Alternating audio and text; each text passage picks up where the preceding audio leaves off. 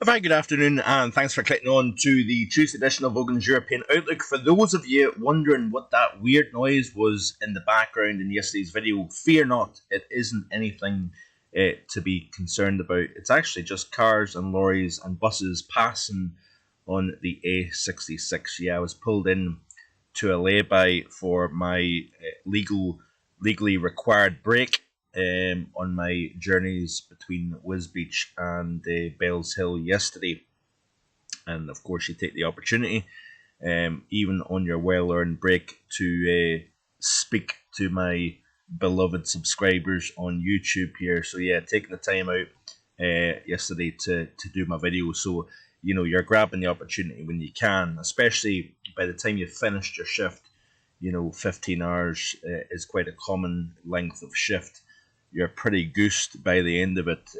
You've got enough energy to make a meal and whatnot, but when you're working during the night and through a good chunk of the day, you're wanting to do these videos at a time when you still have a little bit of energy and willingness, if you will, to actually sit and try and do a bit of prep. Because obviously when you do these videos, you have to do a little bit of research in terms of what you're going to be talking about and what. So yeah, I was parked on a lay-by on the A66. That was what the noise was during the course of yesterday. What's going on in Australia at the moment? Well, we've got a flooding situation going on, and it has been very, very wet across many parts of Australia over the course of the last 4 or 5 months, and even extending into last year. And of course, a lot of hullabaloo about drought, wildfires, and indeed record temperatures going off the scale down under. But it's actually quite the opposite actually going on at the moment, and it can be very easily addressed when you look at the overall picture. But it looks as if the focus of heaviest rain is going to be in northeast Australia over Queensland, where we could see upwards of 700 millimetres of rainfall within several days. We have got a very dangerous situation indeed here. So these are tweets I basically just put into the search on Twitter, Queensland rainfall, and it's all about the flooding situation here, and we could smash a May record for amount of rainfall across this portion of the world here. Like I say, just heavy, persistent rainfall driving into what typically is the sunshine state.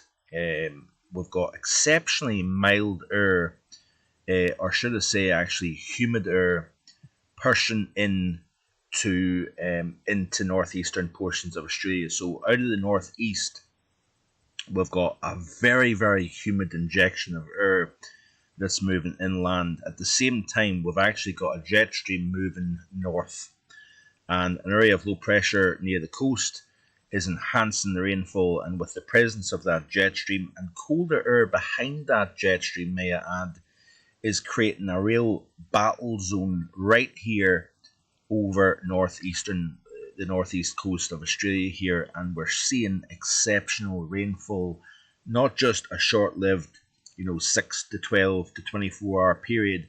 We're talking about several days of very, very heavy rainfall in this region of the world here, and it's going to exacerbate an already nasty situation with flooding. Of course, a typically warm part of the world, when you've got that jet stream adding energy to both the system as well as the precipitation rate and whatnot, it is a perfect storm, if you will.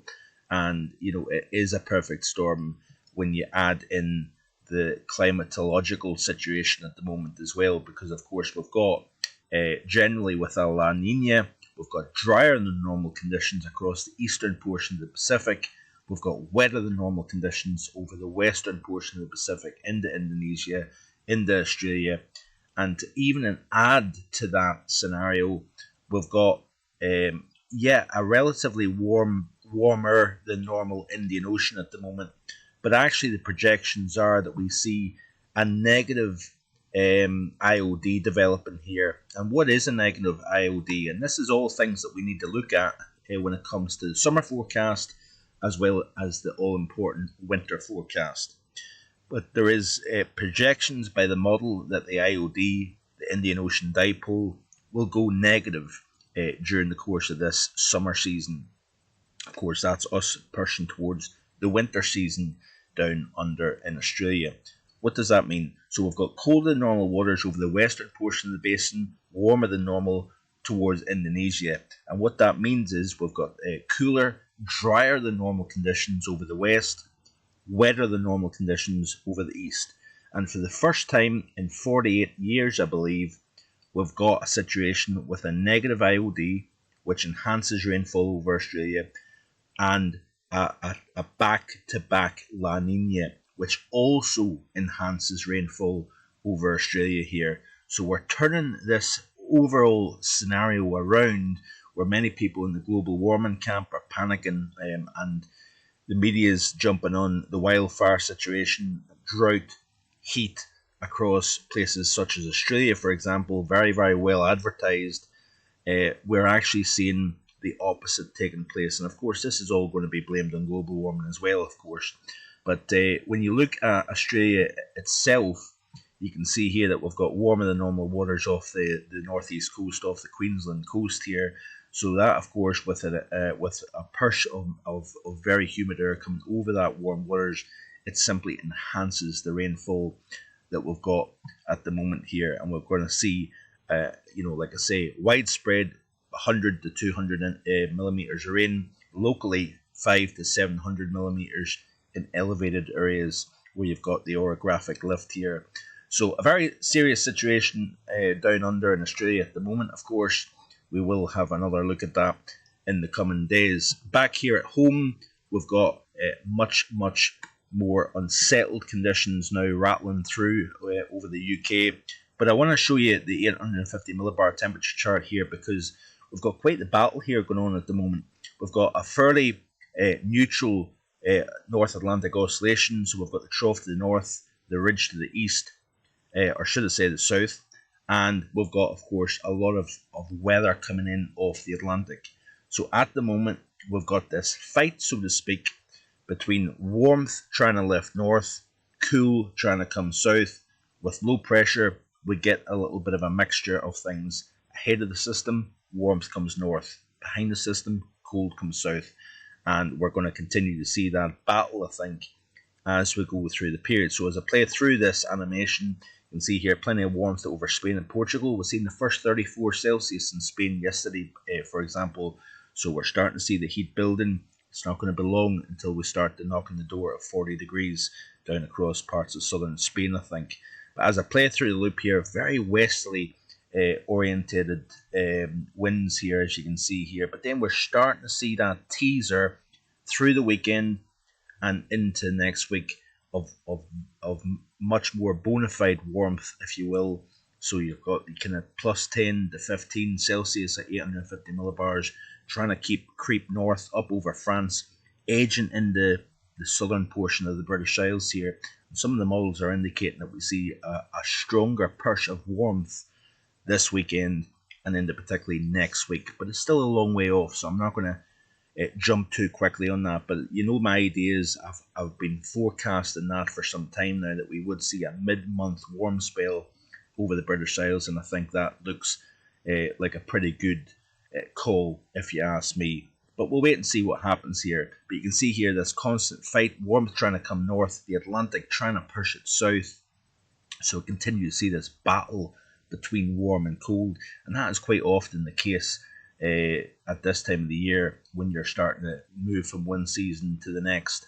Looking finally at the overview chart, let's go back to the current setup. Stayed in Glasgow last night here, parked up in a recycling place, and it's been raining most of the night. It's been a miserable night, and some of the showers that are now starting to rattle through are pretty heavy. So we're seeing that concentration of heavy showers. So we've seen the main frontal system move through yesterday. Now we're in that legacy of blustery showers that can contain hail, gusty winds, thunder, lightning, and a very unstable air mass indeed. Of course, when you've got that energy coming in off the sun now at this time of the year, you've got cool air aloft, you've got a lot of energy within the atmosphere to bubble up those convective showers. Keeping an eye on this little feature here, by the way, that moves through the south. It looks as if it's going to move through Cornwall, Devon, Somerset, into Gloucestershire, Wiltshire, but it looks as if it may miss the far south and southeast of the UK here. So it looks as if the very driest parts of the country may actually miss out on this system altogether here as it moves through. We'll wait and see what happens. Then we'll have another system moving through during Thursday. And then, of course, we start to see that area of high pressure building northwards as we go through the weekend here. And then in the next week, we've got an area of low pressure out over the Atlantic here. How much of a grab does this area of low pressure have when it comes to heat from the Canaries, from Morocco, Libya, and try and drag it around that wheel of low pressure up into the UK? That's going to be the question here. So we'll keep an eye on that as we go through the course of this week here. So as always, I do appreciate you watching the video. No sound of strange noises at the moment. I'm sitting in a derelict yard waiting to get opened up to either leave or to get loaded. It's been quite an interesting afternoon. Just simply one job after another kept getting cancelled yesterday. I've been parked up here essentially for 16 hours, so it's been a long wait. Hopefully I can get on the way pretty soon here. So at the time of recording, it is first thing in the morning, but I always like to release the video later in the day when you're going to get a bigger audience, so to speak. So hope you enjoy your day. Hope you've had a good day whatever time you're watching it, and I'll be back hopefully again tomorrow with more. Bye for now.